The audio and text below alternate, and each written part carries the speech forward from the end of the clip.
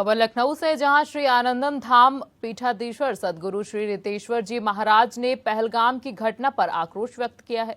उन्होंने कहा कि आतंकवाद का कोई धर्म नहीं होता। इस पर पूरे भारत को एकजुट होकर पाकिस्तान को जवाब देना चाहिए। उन आतंकियों के खिलाफ सख्त से सख्त कार्रवाई की जाए। वहीं महाराज ने प्रधानमंत्री से जल्द दोषियों को सजा दी जाने की अपील की है। क्या कुछ बोले हैं श्री आनंदम धाम पीठाधीश्वर सदगुरु श्री रितेश्वर जी महाराज, सुनिए। देखिए, घटना निंदनीय है और इस पर चिंतन करके इसका समाधान खोजने की जरूरत है। वर्तमान सरकार प्रयासरत है, काफी प्रयास से उस समाधान को कर भी रहे हैं, पर बहुत से गंभीर विषय अभी भी आंतरिक विषय और शायद उन पर उनका ध्यान भी होगा। मुझे लगता है ये बहुत गहराई में है आतंकवाद की जड़, और वहां तक पहुंचकर उसका निर्मूलन करना किसी भी सरकार के लिए इतना खेल साबित नहीं होता। बरसों पुरानी ये समस्या है, पर अब धीरे धीरे जैसे वो जा रहे हैं तो छिटपुट घटनाएं होती रहेंगी। पर ये बहुत ही खराब घटना है कि टूरिस्ट को उन्होंने मारा है, पर इसका समाधान भारत के लोगों को भी जगना होगा। भारत की सरकार जागृत ही है, और मुझे लगता है कि अगर यह सरकार, वर्तमान समाज मिलकर के इसका प्रयास करें तो आतंकवाद का जड़ मूल से सफाया भारत से हो सकता है।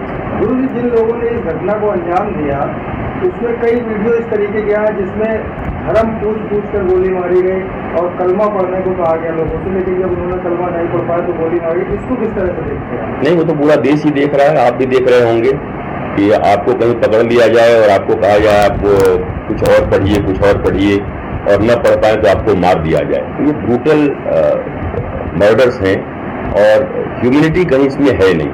सनातन संस्कृति और सनातन धर्म वसुधैव कुटुंबकम की बात करती है, कभी किसी पर जोर नहीं करती। हम विस्तारवादी नीति को नहीं अपनाते।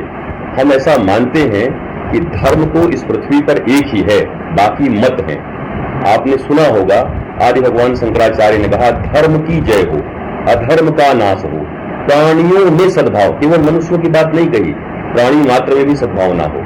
तो जो लोग ऐसी बातें कर रहे हैं उनको विचार करने की जरूरत है, और वो विचार नहीं करेंगे तो पूरी दुनिया को विचार करने की जरूरत है कि अगर धर्म पूछ करके लोगों को मारा जाए, निरीह लोगों को, तो यह वर्तमान विश्व के लिए एक अलार्मिंग घटना है। पूरी दुनिया को जगकर ऐसे ब्रूटल मर्डर और आतंकवाद को कुचलने के लिए काम करना होगा। दो पक्षों के अंदर क्या भेदभाव वाला माहौल करने की कोशिश की गई है? नहीं, दो पक्षों के बीच में भेदभाव माहौल क्या है वो देखिए, अभी तो जांच हो रही है। पर मेरा ऐसा मानना है कि भारत में रह रहे 145 करोड़ लोग ही सनातनी हैं। यहाँ का डीएनए ही सनातनी है। पूजा पद्धति किसी की अलग हो सकती है, पर आप 10 से 20 पुश्त ऊपर जाएंगे, उनके पूर्वजों के नाम पूछेंगे तो आपको पता ही चलेगा वो कौन है। वो भी स्वीकार करते हैं, और अब वहीं से ऐसे ऐसे लोग निकल के आ रहे हैं जो सनातन संस्कृति, भारत की एकता, अखंडता और अक्षुण्णता की बातें कर रहे हैं। तो ये जो आतंकवादी तत्व हैं, ये पूरे राष्ट्र के लिए नहीं, पूरी दुनिया के लिए खतरनाक है, और पूरा विश्व मिलके इसका निदान करेगा। चूंकि भारत पर हमला हुआ है, कश्मीर में हमला हुआ है और धर्म पूछ कर मारा गया है, मैं फिर कहता हूं ये बहुत सेंसिटिव है, अलार्मिंग है। अगर धर्म पूछकर, जात पूछकर, मनुष्य के रंग पूछकर ऐसे लोगों को मारा जाने लगा, तब तो फिर मानवता की बात कहां करते हैं? किसवीं सदी की बात करते हैं हम कहते हैं हम विकसित हो रहे हैं, हम कह रहे हैं हमने बहुत यंत्र बना लिए, पर हम तो एक साधारण मानवता को भी अपने जीवन में अभी तक अपनाने में समर्थ नहीं हुए।